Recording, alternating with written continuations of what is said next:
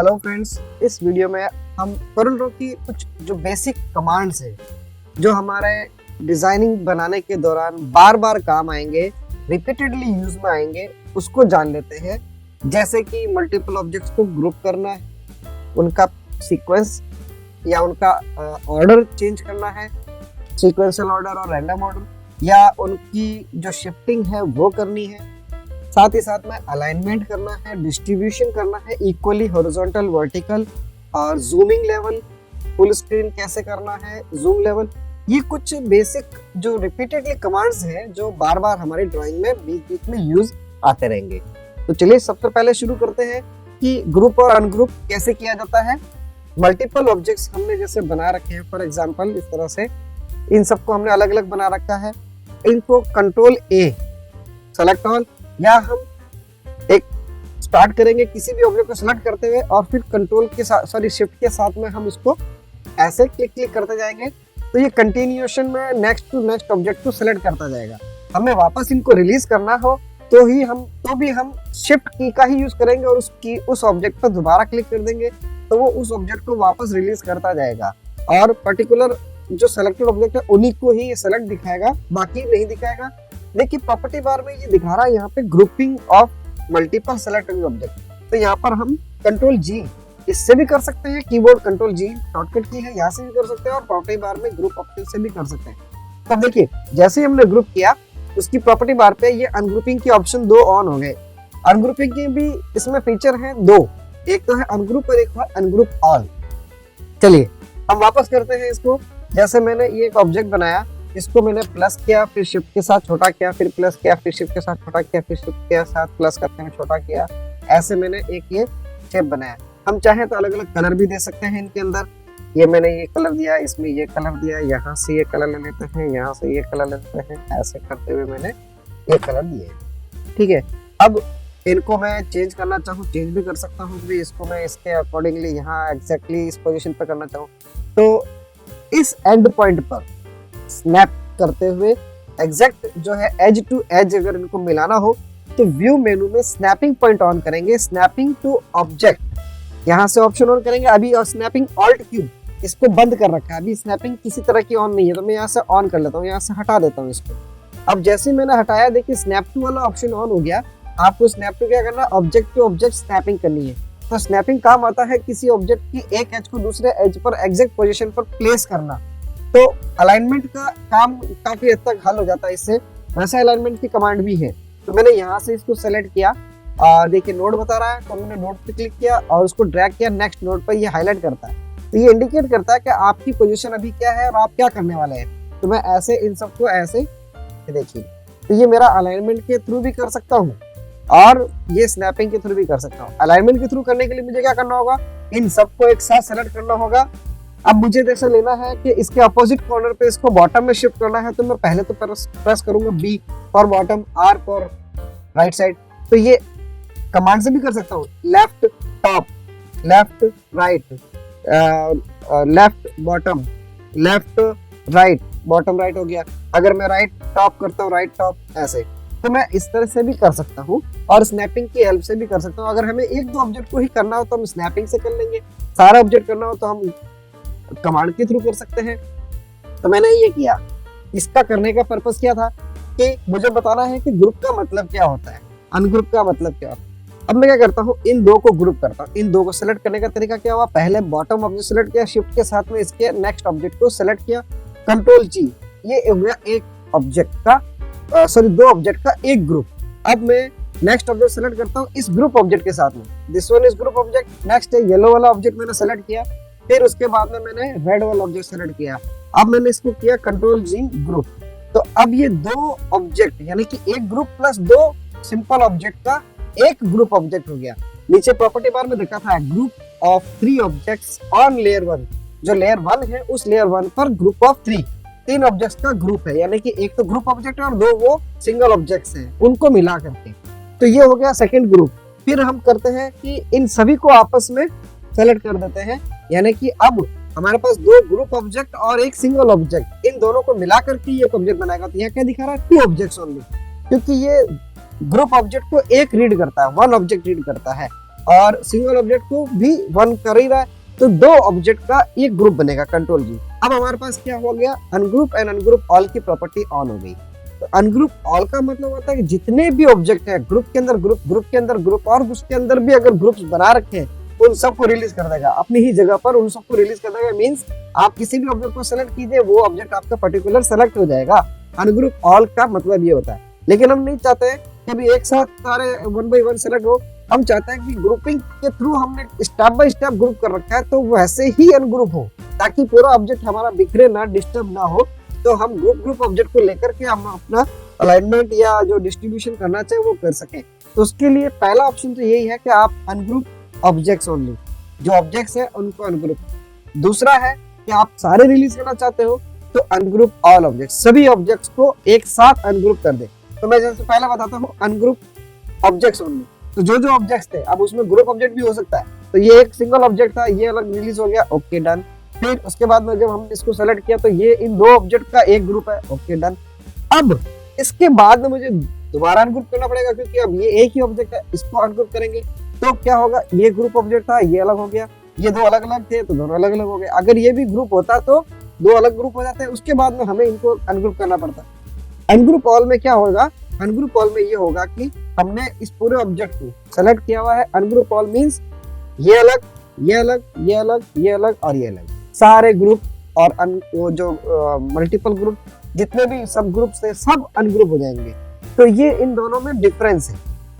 इस तरह से हम ग्रुपिंग और अनग्रुपिंग कर सकते हैं। अनग्रुपिंग ऑल का भी ये तरीका है। ग्रुप के लिए कंट्रोल जी शॉर्टकट है, अनग्रुप के लिए कंट्रोल यू। अनग्रुप ऑल के लिए कोई शॉर्टकट नहीं, आपको प्रॉपर्टी बार में अनग्रुप ऑल वाला ऑप्शन प्रेस करना ही होगा। तो ये तो हुई बात ग्रुपिंग की। अब आते हैं अरेंजिंग दी ऑर्डर। मैं चाहता हूँ श्यान वाला ऑब्जेक्ट जो मैंने बना रखा है इसको सबसे ऊपर ले आ जाए। तो इमीडिएट ऊपर लाना हो, शिफ्ट पेज अप, ये इमीडिएट सभी ऑब्जेक्ट से ऊपर ले आएगा। ब्रिंग टू फॉरवर्ड, सीधा आगे ले आएगा। अगर मैं एक एक करके कि नहीं मुझे दो ऑब्जेक्ट के बीच में इसको शिफ्ट करना है तो यूज कंट्रोल की एंड देन पेज अप और पेज डाउन। तब चूंकि ये ऊपर है मुझे इसको नीचे लेना है तो कंट्रोल पेज डाउन, एक इसके नीचे लेना, नो इसके, नो येलो के नीचे लेना है, ओके यस, या मुझे ग्रीन के नीचे लेना है, यस। ठीक इसी तरह से सब पे ये चीज लागू होती है। चाहिए ग्रीन को अगर मुझे येलो के ऊपर लेना है तो येलो छुप जाएगा क्योंकि ग्रीन का एरिया बड़ा है। तो मैं इसको क्या करता हूँ कि सारे ऑब्जेक्ट्स बड़ा ले सकता हूँ या सभी को अलग अलग जो है पोजीशन पे मैं रख सकता हूँ ताकि ग्रुपिंग अनग्रुपिंग आसानी से समझी जा सके, सॉरी अलाइनमेंट इसका आसानी से समझा जा सके, अरेंजिंग ऑफ ऑर्डर समझा जा सके। तो ये मैंने यहाँ रखा, एक ऊपर रख दिया, इसको मैंने यहाँ रख लिया, इसको यहाँ रख लिया और इसको यहाँ, आपस में इनको टच भी करा देता हूँ ताकि हमें पता लगे कि क्या हो रहा है। इसको मैं थोड़ा लंबा कर देता हूँ इस तरह से, और ये भी मैं थोड़ा सा ऐसे कर लूँ। अब हमारे पास कितने ऑब्जेक्ट्स हैं। ओके, श्यान वाले को कंट्रोल के साथ लाता हूँ। देखिए 1 2 3 4 5, फिफ्थ नंबर पे आ गए। इसी तरह से ये लो कंट्रोल के साथ, कंट्रोल पे जा 1 2 3। अब ये बताएगा श्यान पर आएगा तब उसके बाद, इससे पहले नहीं दिखाएगा। अब देखिए, अब पता लग रहा है ये होता है कंट्रोल पेज अप के साथ में या पेज डाउन के साथ में step by step arranging the order of objects, और शिफ्ट के साथ में immediate control page up and down, start to end, sorry control press किया हुआ मैंने, सॉरी, शिफ्ट के साथ में page up page down, control shift page up and shift page down. इसका सीक्वेंस डायरेक्ट इस तरह से हम चेंज कर सकते हैं। तो ये तो बात हुई arranging the order of multiple objects. तो ये आगे जब हम डिजाइन बनाएंगे तो हमारे बहुत काम आएगा। ग्रुपिंग का हर बार काम आता है, हर चीज में हमारे ये जो कमांड है ग्लोबल कमांड जो हर जगह पे काम आएंगे। तो नेक्स्ट जब हम प्रोजेक्ट बनाना शुरू करेंगे तो ये बीच बीच में कमांड आएंगे। इसीलिए मैं आपको पहले से ही बता रहा हूँ कि ग्रुपिंग अनग्रुपिंग का क्या रोल है, arranging of order in sequence क्या उसका रोल है, और अलाइनमेंट। अब आती है अलाइनमेंट की। ये सारे ऑब्जेक्ट अपनी अलग अलग पोजीशन पर रखे हैं। मैं चाहता हूँ इन सभी के टॉप आपस में अलाइन हो जाए, सभी की टॉप आपस में अलाइन हो जाए। तो सेलेक्ट करेंगे 1 2 3 4 5 में शिफ्ट की के साथ में इन सभी को सेलेक्ट कर रहा हूँ। Press T for top alignment, तो सारे आपस में टॉप अलाइन हो जाएंगे। अगर मैं बी प्रेस करता हूँ सारे आपस में बॉटम में अलाइन हो जाएंगे। अगर मैं ई प्रेस करता हूँ, ई फॉर वर्टिकल सेंटर, तो सबका जो वर्टिकली सेंटर पॉइंट है उसके अकॉर्डिंगली सारे सेंटर अलाइन हो जाएंगे। अगर मैं इसकी जगह कर देता सी, तो सी करने पर क्या होता, ई तो हमने किया हुआ वर्टिकल के लिए और सी करते हॉरिजॉन्टल सेंटर हो जाता, ये हॉरिजॉन्टल सेंटर। तो जो बड़ा ऑब्जेक्ट है सबसे ऊपर की तरफ है, तो वो बाकी सारे ऑब्जेक्ट उसके नीचे छुप जाएंगे, जैसा कि इसके अंदर हो रहा है इस केस में। तो मैं इसको क्या करता हूँ, शिफ्ट पेज डाउन करके अरेंज कर देता हूँ। अब आप देखिए सी और ई का मतलब होता है C for horizontal, E for vertical centre. ये शॉर्टकट है। कोरल ड्रॉ में शॉर्टकट्स है और काफी सारे हैं, जिनको आप याद रखेंगे तो आपकी स्पीड इसके अंदर बढ़ेगी, आपकी प्रोडक्टिविटी बढ़ेगी डिजाइनिंग की। तो ये तो था इसका अलाइनमेंट का shortcut, C for horizontal, E for vertical. अगर मैं टी करता हूँ सारे टॉप हो जाएंगे, बी करता हूँ सारे बॉटम हो जाएंगे, एल करता हूँ लेफ्ट हो जाएंगे, आर करता हूँ सारे राइट हो जाएंगे, टॉप टी और आर करता हूँ तो टॉप आर हो जाएंगे, टी एल करता हूँ तो टॉप लेफ्ट हो जाएंगे, बी एल करता हूँ बॉटम लेफ्ट, बी आर करता हूँ बॉटम राइट, और सी दबा देता हूँ तो ई दबा देता हूँ वर्टिकल सेंटर, सी दबा दूंगा तो हॉरिजॉन्टल सेंटर। आपस में एक दूसरे को, मैं चाहता हूँ ये सारे ऑब्जेक्ट पेज के सेंटर में आ जाए। तो पेज के सेंटर के लिए सभी ऑब्जेक्ट सेलेक्टेड है, पी प्रेस कर दीजिए, पेज के सेंटर में आ जाएगा। यह होता है alignment of multiple selected objects, एक से ज्यादा सेलेक्टेड ऑब्जेक्ट्स में अलाइनमेंट करना। अब बात आती है इनको डिस्ट्रीब्यूशन की। डिस्ट्रीब्यूशन ये हमेशा सेंटर पॉइंट के अकॉर्डिंग या लेफ्ट या राइट पॉइंट के अकॉर्डिंग ही करता है। तो हमारे पास सारे ऑब्जेक्ट की साइजें अलग अलग है, देखिए सारे ऑब्जेक्ट की साइजें अलग अलग है। ओके, सबसे पहले तो मैं इनको वर्टिकली सेंटर कर लेता हूँ। अब आप देखिए स्क्रीन पर आपको दिखाई दे रहा होगा कि सभी ऑब्जेक्ट का डिस्टेंस भी अनइक्वल है। मैं इनको इक्वल डिस्ट्रीब्यूट करना चाहता हूँ, तो इक्वल डिस्ट्रीब्यूशन के लिए प्रॉपर्टी बार में देखिए कोई शॉर्टकट नहीं है। प्रॉपर्टी बार में यहाँ पर ये अलाइनमेंट का एक ऑप्शन दिखाई दे रहा है, कंट्रोल शिफ्ट ए, इसको ऑन करने का शॉर्टकट है कंट्रोल शिफ्ट ए। तो यहाँ पर एक अलग से एक डॉकर विंडो अपीयर हो जाएगी। इस विंडो में हमें दिखा रहा है स्टार्टिंग तो हमने जो अभी किया शॉर्टकट की हेल्प से अलाइनमेंट, नेक्स्ट है नीचे इसके डिस्ट्रीब्यूशन। और अलाइनमेंट और डिस्ट्रीब्यूशन डिपेंड करता है अकॉर्डिंग टू पेज और अकॉर्डिंग टू सेलेक्टेड ऑब्जेक्ट। तो अभी अपना डिफॉल्ट क्या ऑन है, सेलेक्टेड ऑब्जेक्ट, कि जो सेलेक्टेड ऑब्जेक्ट है उन्हीं को आपस में उन्हीं की रेंज के बीच में डिस्ट्रीब्यूट एंड इक्वल अलाइनमेंट करे। अगर ये कर दिया जाता पेज, तो ये जितना भी अलाइनमेंट हो रहा है वो पेज के अकॉर्डिंग होता है। ये मैंने पेज कर दिया तो पेज का टॉप, पेज का लेफ्ट, पेज का बॉटम, पेज का राइट, ये सारे पेज के अकॉर्डिंग। तो बेटर है हमें अगर सिलेक्शन के अकॉर्डिंग करना है तो सिलेक्शन को ही बाय डिफॉल्ट ऑन रखना चाहिए, डिस्ट्रीब्यूटेड अकॉर्डिंग टू सिलेक्शन। इनके बीच में डिस्ट्रीब्यूशन देखिए सभी का लेफ्ट इक्वल हो जाए, यहाँ पे आइकन भी शो कर रहे हैं, सभी का सेंटर पॉइंट इक्वल हो जाए, यानी कि ऑब्जेक्ट की साइज कुछ भी हो लेकिन उन सब का सेंटर पॉइंट का डिस्टेंस जब आप नापोगे तो इक्वल दिखाई दे। इसी तरह से राइट, और इसी तरह से एक का लेफ्ट और एक का राइट इक्वल होना चाहिए। तो हम इनमें से जो भी ऑप्शन चूज करना चाहिए, सपोज कीजिए मैंने सेंटर करता हूँ, तो देखिए अकॉर्डिंग टू सेंटर पॉइंट इन सभी ऑब्जेक्ट का अलाइनमेंट सेंट्रली हो गया है। अगर मैं लेफ्ट और राइट, एक का लेफ्ट और एक का राइट इक्वल रखना चाहता हूँ तो एक का लेफ्ट और एक का राइट डिस्ट्रीब्यूट स्पेस हॉरिजॉन्टली। तो देखिए अब आपस में इन दोनों का जो बीच में जो है एक का लेफ्ट और एक का राइट के अकॉर्डिंगली ये सारे डिस्ट्रीब्यूट करेगा इक्वल। इसी तरह से सिर्फ राइट करना है तो सिर्फ राइट, सिर्फ लेफ्ट करना है तो लेफ्ट के अकॉर्डिंग। ठीक इसी तरह से ये जो अलाइनमेंट के ऑप्शन दिखाई दे रहे हैं, ये डिस्ट्रीब्यूशन की जो ऑप्शन है ये वर्टिकल लाइंस के लिए, हॉरिजॉन्टल लाइन के लिए नहीं है। तो वर्टिकल लाइन मींस ये हमारे पास वर्टिकल लाइन है, अब अलाइन भी नहीं है और इक्वल डिस्ट्रीब्यूटेड भी नहीं है। तो पहले इनको पूरा सेलेक्ट किया जाए, लेफ्ट अलाइन किया जाए तो सारे लेफ्ट अलाइन हो जाएंगे, सी करेंगे तो सेंटर लाइन हो जाएंगे और आर करेंगे तो राइट अलाइन हो जाएंगे। तो मैं सेंटर लाइन करता हूँ। अब आती है बात इनकी सबके टॉप के अकॉर्डिंगली इक्वल डिस्ट्रीब्यूट, बॉटम के अकॉर्डिंग, सेंटर पॉइंट के अकॉर्डिंगली, वर्टिकली सेंटर के अकॉर्डिंग इक्वल डिस्ट्रीब्यूट, बॉटम के अकॉर्डिंग, एंड एक का बॉटम एक का टॉप आपस में इक्वल होना चाहिए। तो इसका बॉटम, हरे वाले ऑब्जेक्ट का बॉटम और पीले वाले का टॉप, इन दोनों के बीच में इक्वल डिस्टेंस होना चाहिए। तो देखिए अब ये हो गया इक्वल डिस्टेंस। तो सेम साइज के अगर ऑब्जेक्ट हो तो हम सेंटर पॉइंट लेंगे, और अगर इन ऑड या इवन साइज के अगर ऑब्जेक्ट हो, डिफरेंट साइज के ऑब्जेक्ट्स हो, तो उनका एक का लेफ्ट और एक का राइट दोनों इक्वल होना चाहिए, तो बरोबर इक्वल डिस्टेंस आएगा। अगर आप इसको नापना चाहें तो इसका डायमेंशन चेक कर सकते हैं। तो ये है अलाइनमेंट और डिस्ट्रीब्यूशन के बारे में कि हमें जब भी कोई ऑब्जेक्ट बनाना हो। फॉर एग्जांपल हम एक बिजनेस कार्ड लेते हैं, बिजनेस कार्ड का डिजाइन का हमने साइज लिया है, वैसे 3.35 2.10 उसका साइज होता है। तो मैं यहाँ से साइज ले लेता हूँ। अब इसमें मुझे टेक्स्ट टाइप करना है, जैसे कि मैंने लिखा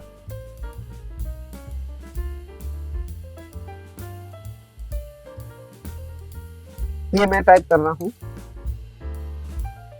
ये टाइप किया, ओके, ये एड्रेस टाइप किया। मुझे इसको एड्रेस को प्रेजेंट करना है बॉटम लाइन में, इसकी फॉन्ट साइज में करता हूँ 8 सॉरी बहुत ज़्यादा हो गया, 8 पॉइंट साइज करते हैं और इसको मैं इस बॉक्स के बॉटम में लगाना चाहता हूँ और सेंटर लाइन करना चाहता हूँ प्रिंट एरिया छोड़ते हुए, मतलब मार्जिन एरिया छोड़ते हुए।